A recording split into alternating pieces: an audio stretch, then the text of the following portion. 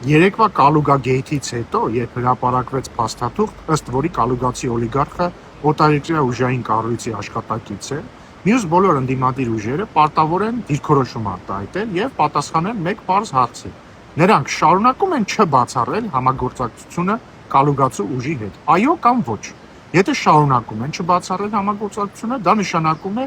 հետևյալ երկու բաներից մեկը. կամ նրանք էլ են օտարերկրյա ուժային կառույցի աշխատակից, կամ նրանք բացարձակապես խնդիր չեն տեսնում, որ օտարերկրյա ուժային կառույցի աշխատակիցը գա և Հայաստանում հավակնի իշխանություն վերցնի: